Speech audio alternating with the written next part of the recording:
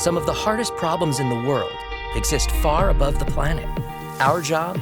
To launch the smartest solutions, to protect our satellites, clean up our clutter, to propel breakthroughs in propulsion, to learn more about our place in the universe, to outpace emerging threats. Every day, the Aerospace Corporation uses the latest technologies to ensure our nation's safety and leadership in space. Hi, and welcome to the Space Policy Show. I'm your host, Rebecca Rose. As always, you can find us on Twitter using hashtag the Space Policy Show, and you can ask our experts questions on Vimeo using the chat box. We would also like it if you would sign up for our latest news and alerts at aerospace.org/policy. Today's episode is on keeping the space workforce strong. Today, we're joined by Aerospace's Colleen Stover as she talks with Mir Sadat and Mandy Vaughn on the competition between national security space, civil and commercial, greater inclusion across the sector, and using innovation to attract talent into space. Colleen Stover is a project manager, researcher, and author at the Aerospace Corporation's Center for Space Policy and Strategy. She recently authored the paper, Developing Future Space Workers, Leadership Needed Today. Mandy Vaughn is CEO and founder of GXO and former president of Virgin Orbit's sister company, Vox Space. She also serves as chair of workforce development for the NSSA, National Security Space Association. Mir Sadat is a former policy director of the U.S. National Security Council. He was once a professor at the National Intelligence University and is the founding editor-in-chief at the Space Force Journal. He recently co-authored a report, U.S. Space Policies for the New Space Age. Welcome, and over to Colleen to get us started. Thank you, Rebecca. And thank you to Mandy for being here today and for Mir. I'm really looking forward to today's conversation. Mir and I have been talking about space workforce development for a little over a year when I first made contact with him. And Mandy, he graciously brought you into this conversation, which I'm very happy about. I do have a keen interest in space workforce development. I've been doing some of my own research on it, kind of more focusing on STEM education, especially down to through K through 12, as well as university. And so you guys are bringing in a different perspective today. And so I'm looking forward to that. So I'm just going to jump right in. Mandy, you've been recently selected to chair NSSA's workforce development sector, the National Space Security Association. Tell me about the journey that brought you to that position, and what do you hope to, what's your top priority for being there? No, thanks for having me on the panel. This is really exciting and great timing with what we're doing with the National Security Space Association. So since the NSSA was founded in 2018, workforce development has been one of the core tenets for the association. So what we're really trying to do is twofold. The first is really focused on the university, primarily the undergraduate level curricula, with a program that we called Cleared for Success, where what we're trying to do is match up students at core universities, hopefully starting as early as this fall, and probably at 5 or 6 universities, and then expanding beyond that, where we try to get students that are involved in either primarily STEM or other space industry related career fields that are at these universities, to get them matched up with some of our partner industrial partners to see if they can have a co-op or an internship to where they learn about different elements of the national security space community and hopefully try to get into the clearance process. So then when they graduate from college, they have a much broader set of possible career opportunities. But the real purpose here is to try to educate and inform students across the country that the national security space career field can be very rich and rewarding, whether you decide to put on a uniform as a guardian or become an engineer at a contractor or join the civil service ranks as an engineer or a program manager. We need to attract talent into this community and into this ecosystem. It's important for all of us in terms of keeping the industrial base strong. But Mir and I both have the opinion that this really is a national security issue, that we really need to increase our footprint across the community and throughout various elements of the industrial base to make sure that we're building the systems that we need, we're innovating at the pace that we need, and delivering the capability that our warfighters need so we can really maintain our way of life and our economic way of life. So it's a critically important issue. And I'm thrilled to have joined the NSSA this year, just one of my many hats that I wear, to be able to try to lead this effort so we can roll this program out. And that sounds great. The Cleared for Success program is very intriguing because, I've understood that, the clearance process can be very cumbersome for getting into the national security space arena. And I'm wondering, can you explain more about the co-op? You mentioned something about a co-op for partnering. Sure. The university. Yeah, sure. What is that? So what we're trying to do is we really want to just partner with our industrial partners with the NSSA as naturally as possible. We don't want to create any new work for them. Most of the companies that work with us already have some sort of co-op or internship program where either it's just a summer internship where they can go work at the facility at the company for a summer, or in some cases it's more of a co-op where the company itself will help with tuition and fees at some of the universities. There's a few relationships like this that already exist with universities around the country. But the other element that I think is really important to make a program like this succeed is we're also trying to partner with our government customer here. So we're talking with the Space Force personnel and manpower. The University Partnership Program is what they're trying to really roll out. And a lot of these universities already have some sort of their own program as well. So what we're trying to do is how can we really feather these programs into each other so we can be mutually supportive, minimal impact with whatever kind of coordination across programs may be, but how can we all be honestly that mutually supportive, help each other get the footprint and the message out there faster and more effectively, because it really does. We need to move pretty quickly to say, okay, how are we going to get these students engaged and introduce more people into our workforce that we could all use. Yeah. And I would imagine that goes, beyond just the STEM degrees. I know, Mira, you've talked about the need for more kind of vocational training and for those key enabling technologies, like, just in general, robotics or AI, or, even for space now, we're looking at biology and geoscience, these kinds of things. You want to talk more about maybe non-STEM or the kind of train up type programs that might be for more mid-career? Yeah, thank you so much, Colleen, for inviting me. And I just want to also give a shout out again to Mandy. She's been a great friend and supporter of our vision towards making sure that STEM and a workforce that can support the Space 2.0 or New Space can be there. So one of the things that we need to think about is not everybody is seeking to go to get a degree or going to a graduate school. And so along that continuum, people fall out of their passion perhaps for science and technology, engineering and math, and they settle for a career that is not potentially in that field. However, the difference between what some people are calling the space race of today to that of the era that John F. Kennedy gave a speech is that back then it was really about symbolism and about national prestige and about which ideology wins. Today it's about economics, and it's not just about the economics of what's potentially waiting to be unlocked in space as far as resources, but also the economics of what's going on Earth. The projections are that 1.5 trillion that the space economy will grow to by 2040. China is projecting it to be 10 trillion by 2050.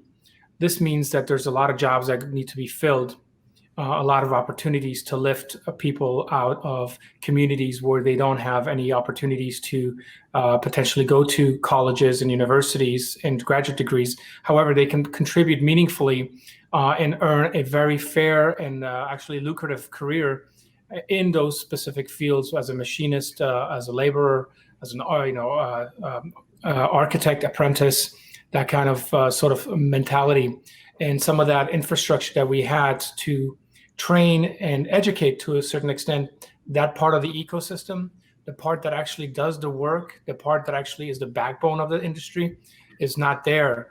And so I'm hoping that as part of this new infrastructure focus, that we focus in on that, and we partner with schools, although it's controversial, but we partner with schools, whether it's at the community college level or lower, to help those who have an interest to gain access to those industries so that they can contribute meaningfully to our future.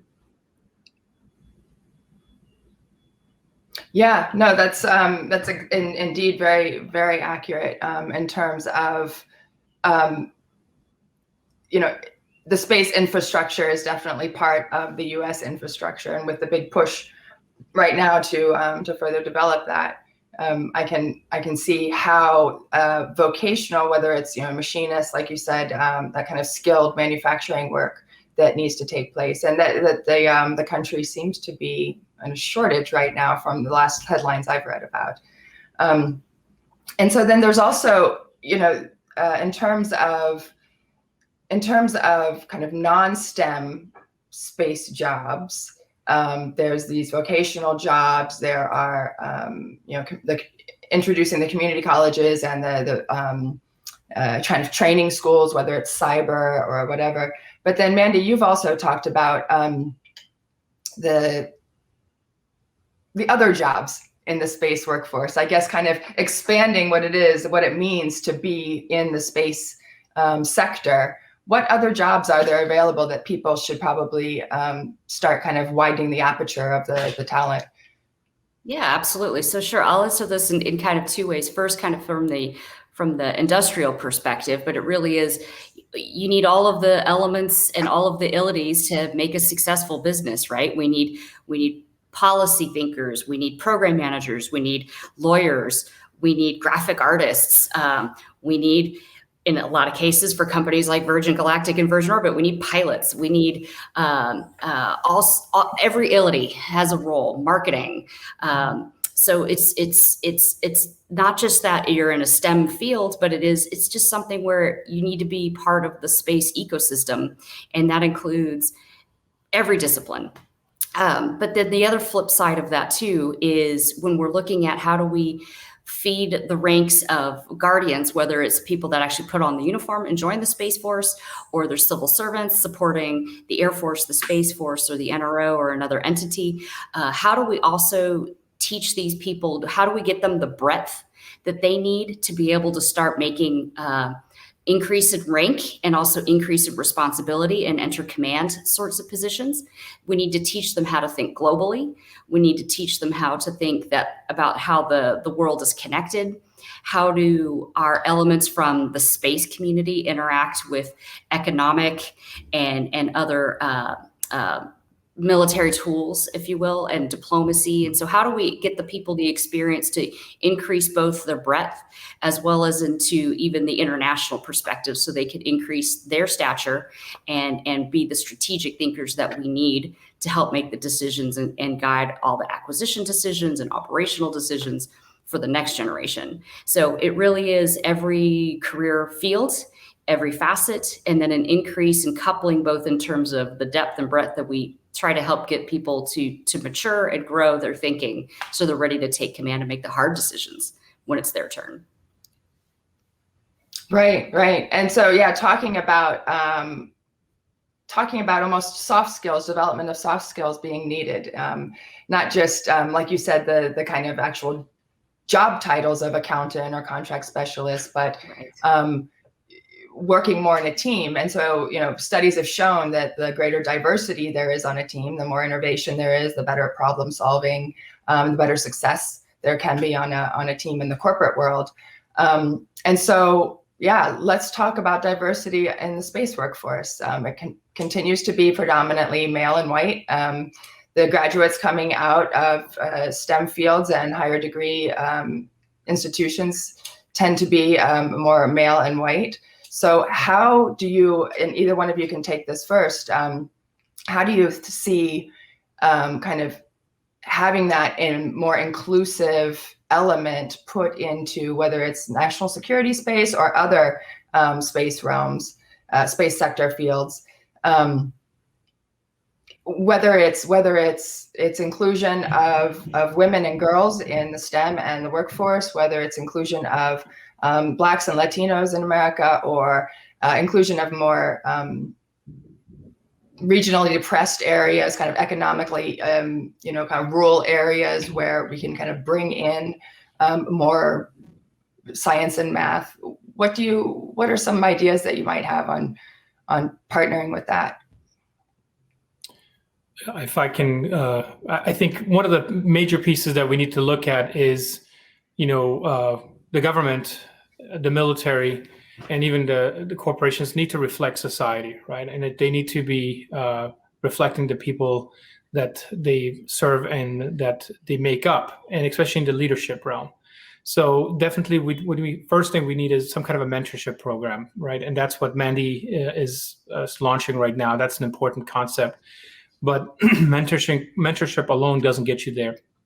So the next piece is, like was previously mentioned, the non-STEM career fields need to be incorporated into this sector.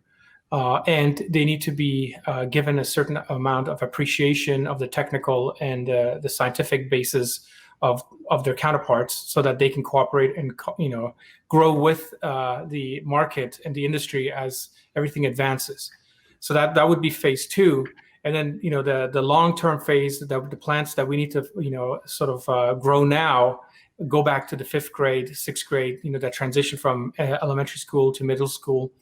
We need to be looking at those parts of the country that don't have a science curriculum in their elementary schools or the middle schools.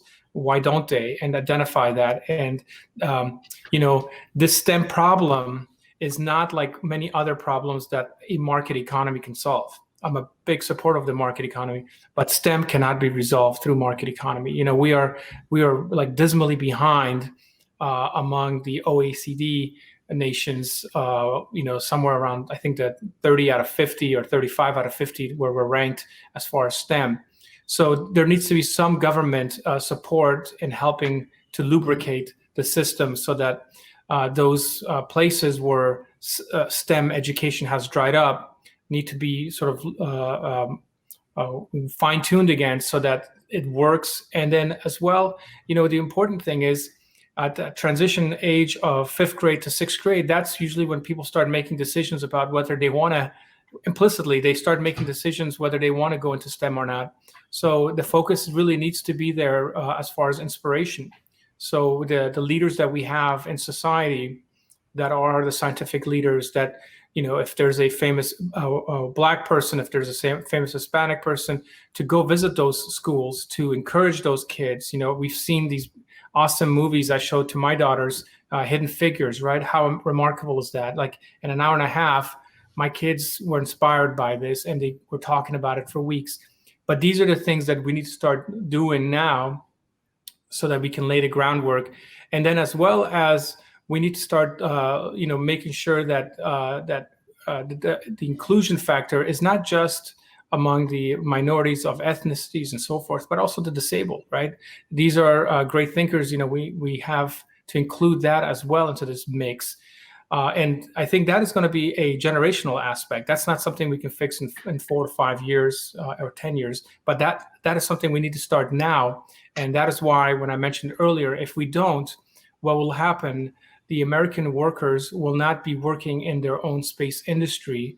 We will have the world's most educated people, or the smartest people, or the most hardest working people building our industry. And I would rather have my own neighbors build my industry first. And I'll pile on to this too. I mean, you bring up a great point that this does have to obviously go back into the K through 12 system. And it's an impossible problem, because there's just so many facets, because between every regional, every area, every difference in economic stature, differences in diversity. I mean, there's just a million ways you can try to chop up the problem. But that's where I think my opinion is, we have to do something, right? And try to reach out to every different layer within the community to try to say, hey, we can all have a role in this ecosystem and in this business. So one thing that's been great over the last couple of years, I've had the absolute pleasure of being a part of the National Security Council's Users Advisory Group. And Eileen Collins has done just an amazing job leading the education and outreach subcommittee of that group. And she's brought forward some amazing briefers from all over the world in terms of what are programs that work and how can we learn from those, right? So it's some things where how can we find those pockets of success and what makes them successful, whether it's a hands-on program in a classroom somewhere in Central California, or it's something that's more high profile like Space Camp. What are some of the outreach efforts that work that really show measurable results that these kids, these students, even at very young ages, they get hooked, right? And they realize, wow, this is actually something I can do. It's something that's interesting to me and I can actually do this, you know? So it puts them on a path that can totally change their life and actually make some meaningful impacts. So again, it's like, I think if I'm giving anybody any advice, it's like, hey, just do something, whether it's Young Eagles programs with Civil Air Patrol or Space Camp, or just, playing with Lego sets to actually try to build something. How can we get out there and find people to say, hey, you can actually do it. There's people out here that look like you, and it doesn't matter where you come from, what economic sector or what public school you went to. There's something out here for you that you can do and you can tackle. No, I love it. You guys have unpacked so many things. I've been writing notes furiously because I want to go back to things. So Mandy, I love the idea of what the Users Advisory Group has been doing in terms of bringing things from around the world. I know I've done some reading up on Australia. They've been defining what they call it's not just cultural capital or economic capital of a learner, for example. It's also science capital. And that might be, a great science teacher that somebody had that has inspired them, that, now they're completely into biology or something like that. And that science capital, I think that's the inspiration that both of you guys are kind of hitting upon. And so, one of my observations, if you will, has been, where is in talking about national security space and talking about military space workforce, SpaceX is sending, tourists into orbit. They've got fancy new astronaut suits that they're partnering with NASA. NASA's got, kind of boots on the moon type thing. What about national security space? Where's the inspiration there in terms of trying to bring people that are the smartest of the smart, as well as the people that have had the technical training, vocational skilled, manufacturing, whatever that means? What about that tension between, NSS kind of realm and civil or commercial? Can you talk about that a little bit more? Sure, I'll take a stab at it, and then I'd love to hear what Mir has to say on this one too. But I think it's part of it is the education to interested students of what is the national security space community, and how ubiquitous it really is. Just the understanding that GPS, every transaction you make with an ATM is somehow linked back through space. And then it's the space elements of it, of just thinking through, okay, what are those mission sets? How do things work? How do systems and people and countries interact and have to deal with each other in space? And then, just like everything else, how do you ensure safety of commerce? How that can expand into, how do we ensure safety of not just commerce in space, but then the commerce and all of our interactions that are going through space? Then of course, then the next layer is deeper of that, of like, okay, well, things in space are actually supporting things on Earth. That doesn't mean just being in a peaceful way, but that also means our soldiers, sailors, airmen, and guardians that are out on the front lines. How do we keep them safe? What do they need? How do we support them in pursuing items of national interest and national strategic interest? So it's just kind of when you can kind of have that realization of the richness of how connected, ubiquitous, and important the space sector is, and the national security implications of that, both to protect our way of life, but then also to ensure we can actually move around and project our interests forward. It's an amazingly daunting thought.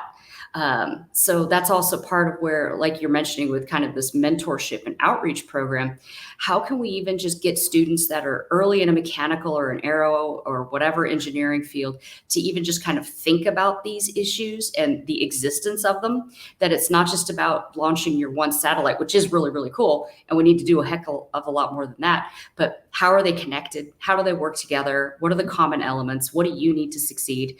And hopefully that's inspiring to people. And I would like to think that that's inspiring. In addition to SpaceX's new helmets are really cool. And obviously just the views and just understanding what can it do to connect people and really just improve life on Earth in every way that you can imagine. So hopefully that's inspiring to people to want to come and join in whatever facet makes sense for them. Yeah. Mir, do you want to add on?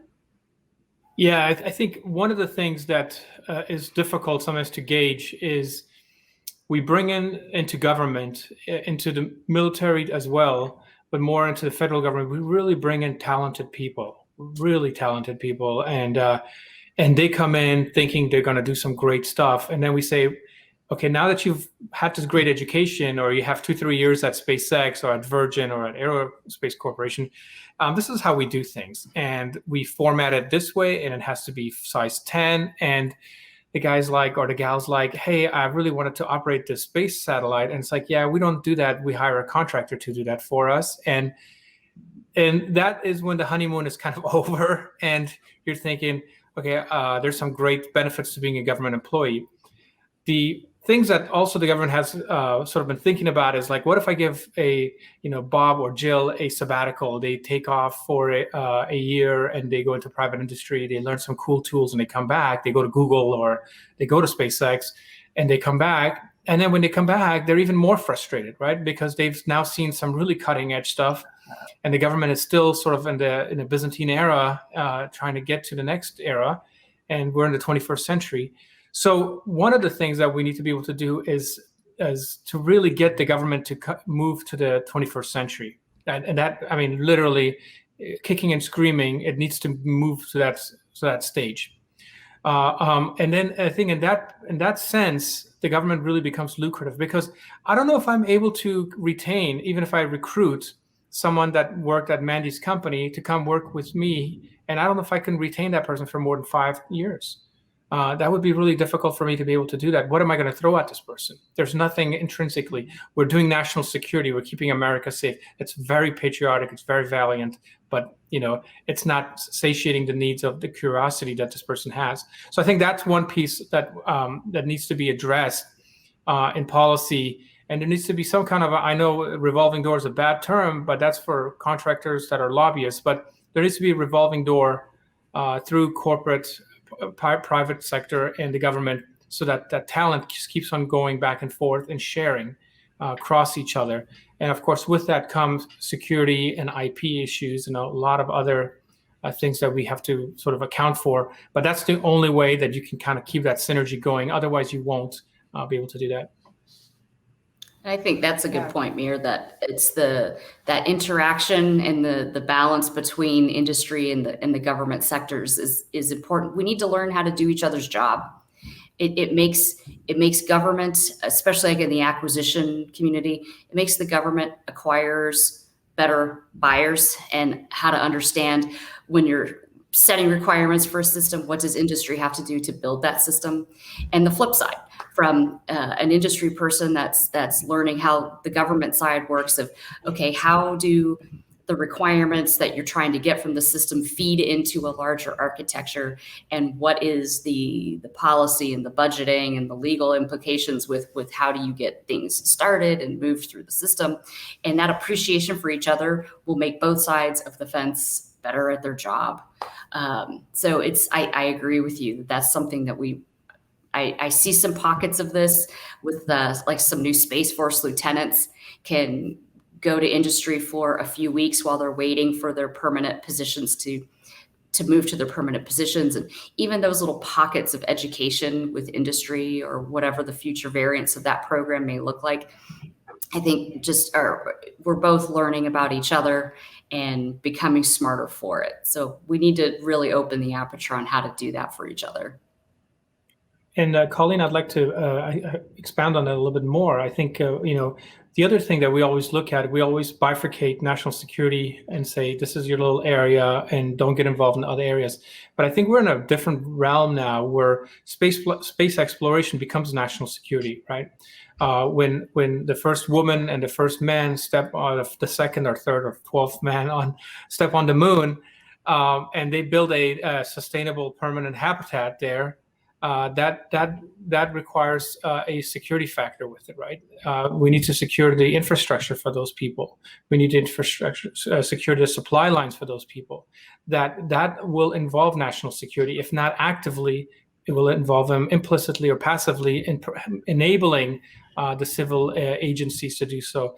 And in a sense, what also needs to happen, there needs to be more interaction between those civil space agencies and the National Security Force. There's a MOU, Memorandum of Agreement, with Space Force and NASA, the first kind that starts discussing what the cislunar domain awareness sort of is going to look like. There needs to be more of that. We need to, in my opinion, we need to bring all the astronauts out of the Air Force, right, and put them in the Space Force. And those astronauts should all be detailed to NOAA and NASA.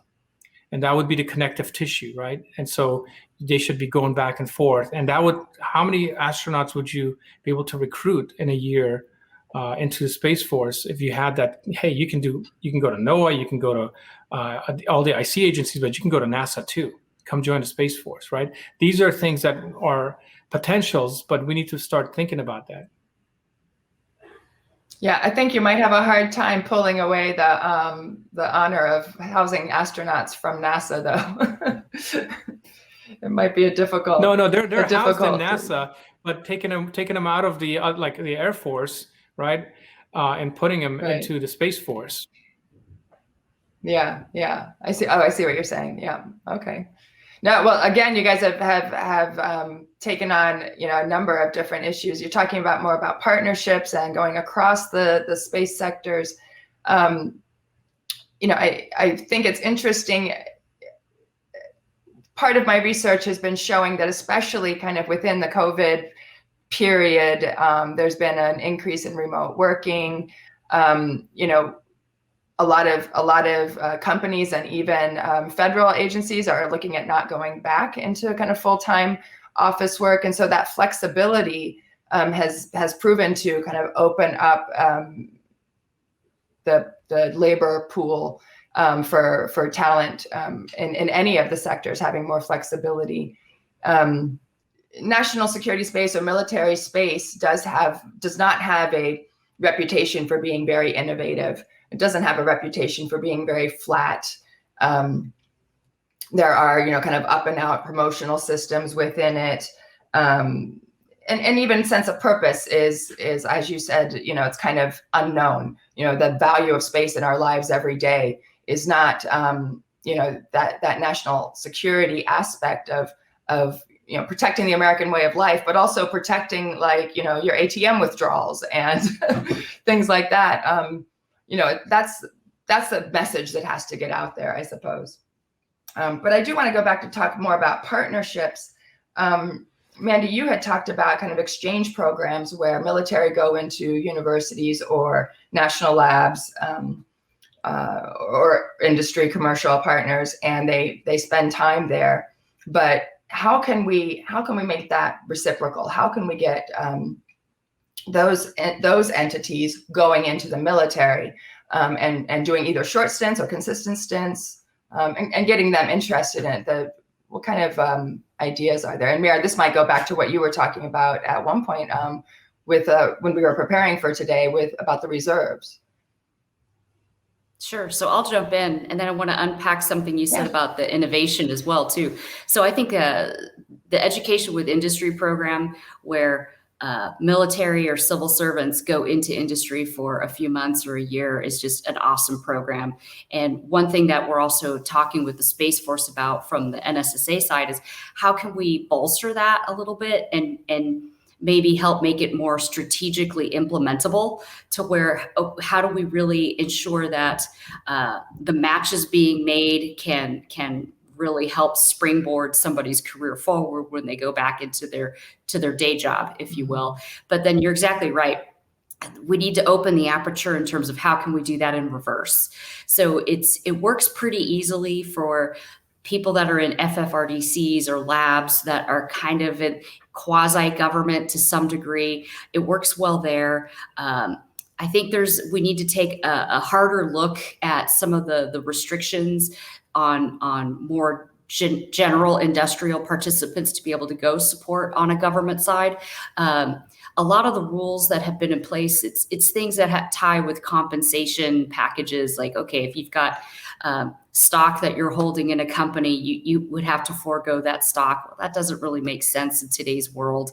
So a lot of the rules associated with that, I think, are a little bit dated in terms of how does that really jive with the workforce today, and how do companies compensate their people, and where can we find the right bounds and the right ethical handles for what do we do to make sure that what we're doing is we're trying to do this to educate our workforce. And I think, like in the case of the Space Force being a nascent service, if you could get some of those core experts that have delivered these sorts of capabilities, they've started to stand up large organizations and had to deliver results like this, it'll help make the Space Force springboard faster, right? So I think there is a little bit of behind the scenes legal discussion to have to say, how can we make this more effective?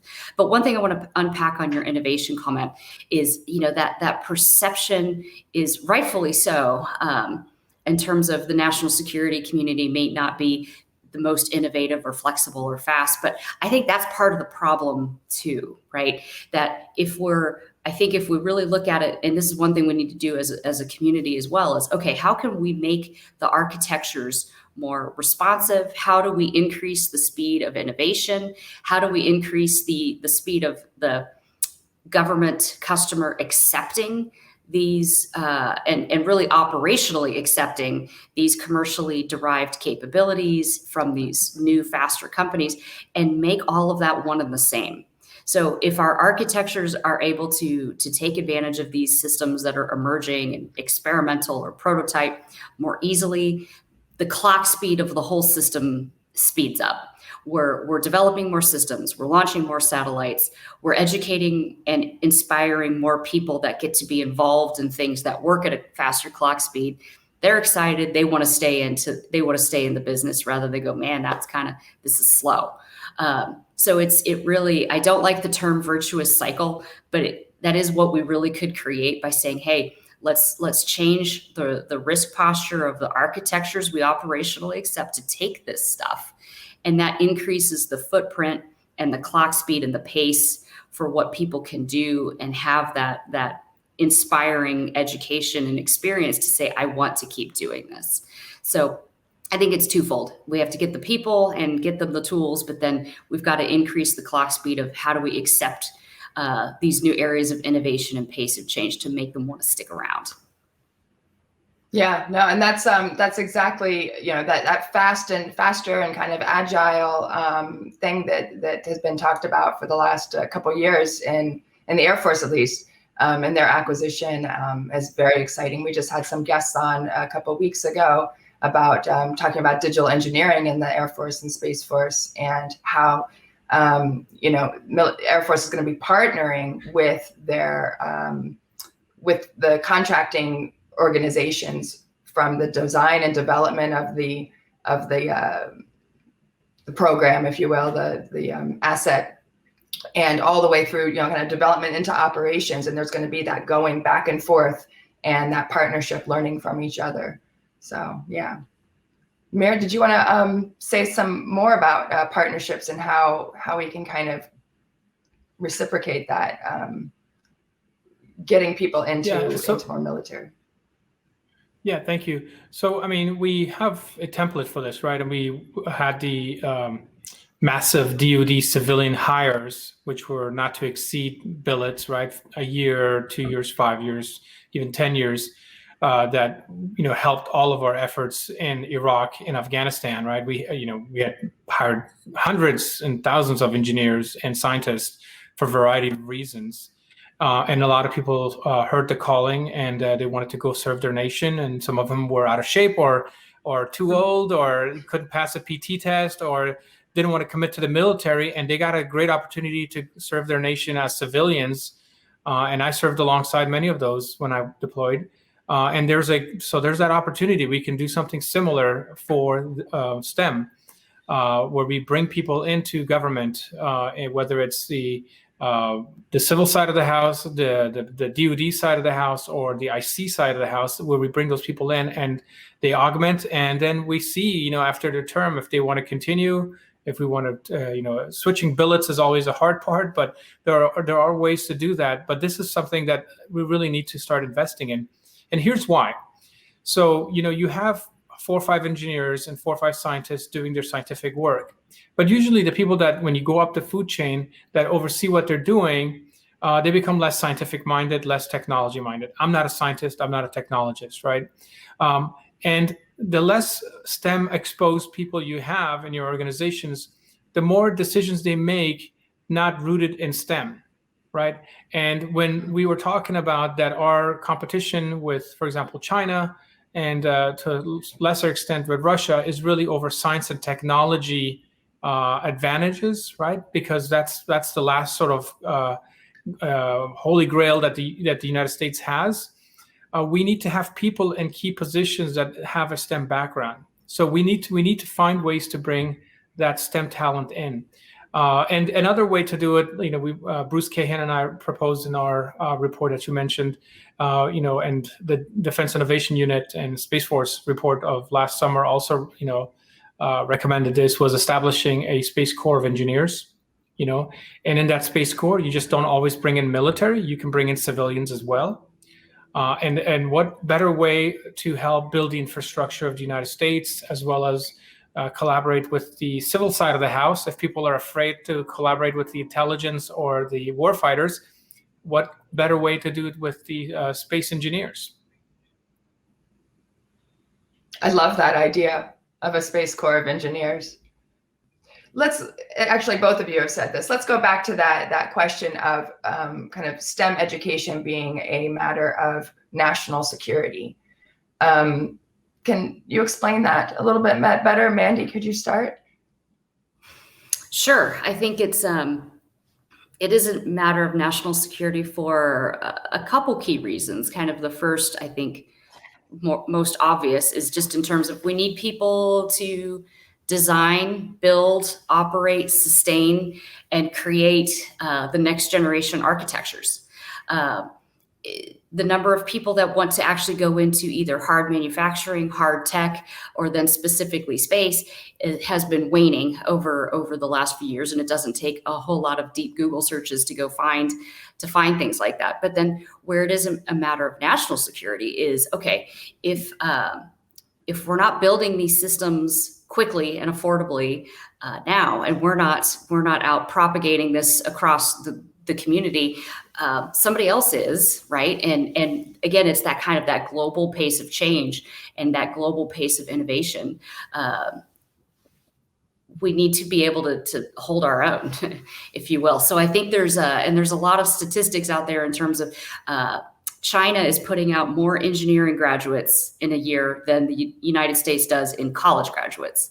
Right. So there's just a sheer mass issue in terms of, okay, are people interested in going into these fields? Who is designing and inventing the next thing to help us be able to be more efficient and to have the next amazing idea. And then whether that's an entrepreneur that invents something amazing, but then how do we keep that protected? How is it that we're able to leverage that and that IP is protected so that we can actually use it here and have that security? So I think it's all fundamental that all elements, whether it's diplomacy, information, military, economic, the one thing that you need to support all of these systems fundamentally are people.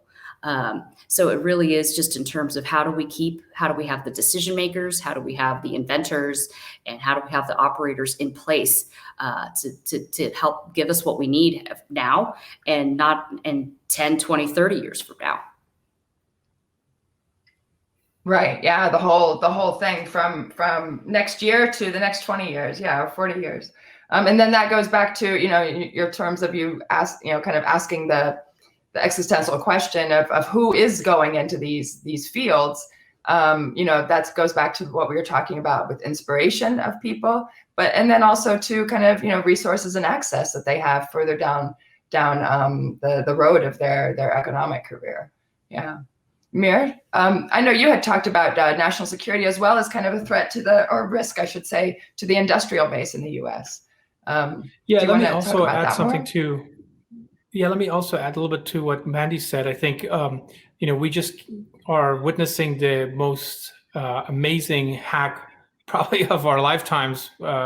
Maybe hopefully it's of our lifetimes, right? The SolarWinds hack. So who was on the other side doing the hacking?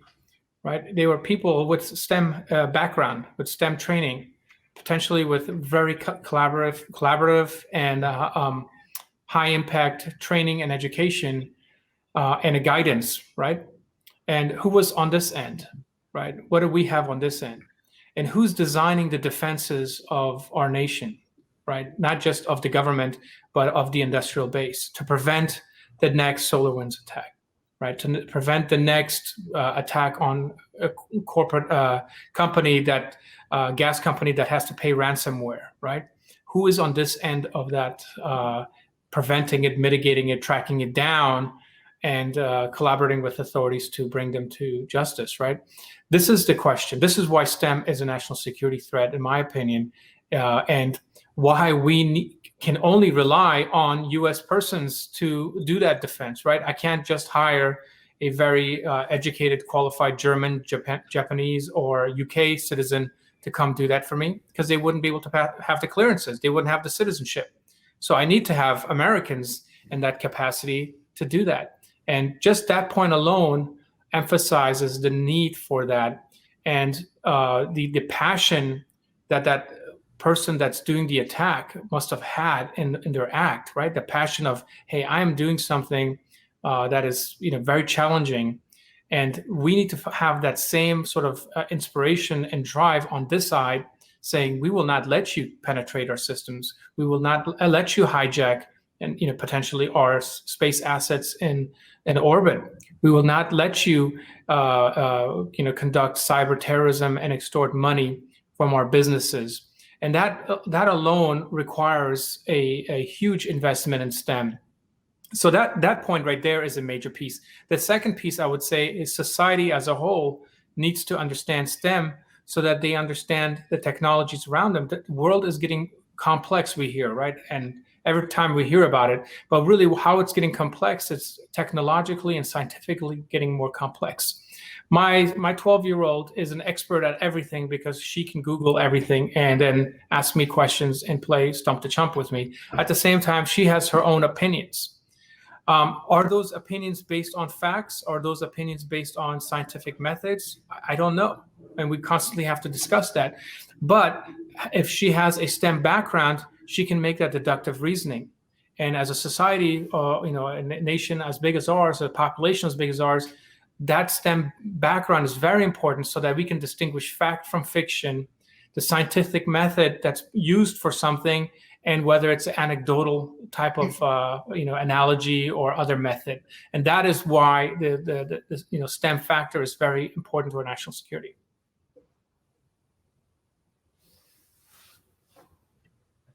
Yeah, absolutely. Absolutely. And I, the idea of that, that deductive reasoning, the critical thinking, I think is important, and it can come from science and math. So yeah, thank you both very much. We're about at time. I wanted to offer you, some kind of a chance to do some parting words or whatever. But before I do that, again, thanks so much for coming here today. I've had a really enjoyable time, robust conversation. And I can't wait to do some future work with both of you. So, Mandy, do you have anything you wanted to say to our viewers as we leave? Thank you so much for having me. It's a fun topic, and it's an important topic, and Mir, always a pleasure. I guess my one parting shot here is just that kind of the two thoughts. First is this is something that's important to all of us in whatever our day job is, whether it's on the government side, we're in uniform, we're at an FFRDC, or we're at a contractor. So the only wrong answer is to not do something.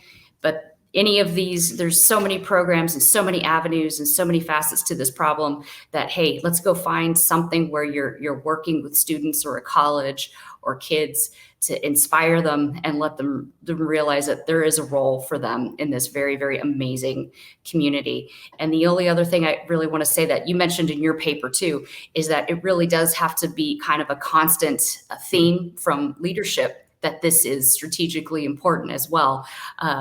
So that's also one thing that I think is great to remember, and make sure that we're trying to get that message out to those leaders when we can.